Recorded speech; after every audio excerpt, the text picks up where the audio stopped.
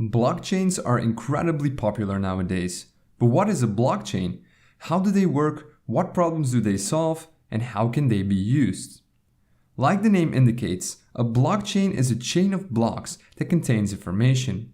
This technique was originally described in 1991 by a group of researchers and was originally intended to timestamp digital documents so that it's not possible to backdate them or to tamper with them, almost like a notary. However, it went by mostly unused until it was adapted by Satoshi Nakamoto in 2009 to create the digital cryptocurrency Bitcoin. Now, a blockchain is a distributed ledger that is completely open to anyone. They have an interesting property.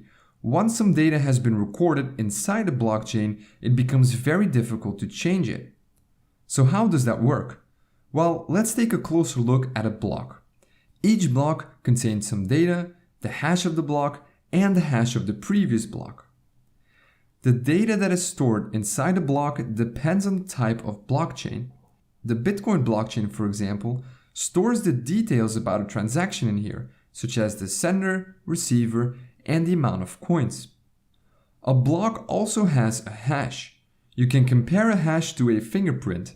It identifies a block and all of its contents, and it's always unique, just as a fingerprint.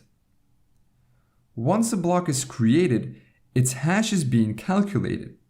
Changing something inside the block will cause the hash to change. So in other words, hashes are very useful when you want to detect changes to blocks. If the fingerprint of a block changes, it no longer is the same block. The third element inside each block is the hash of the previous block. And this effectively creates a chain of blocks, and it's this technique that makes a blockchain so secure. Let's take an example. Here we have a chain of 3 blocks. As you can see, each block has a hash and the hash of the previous block.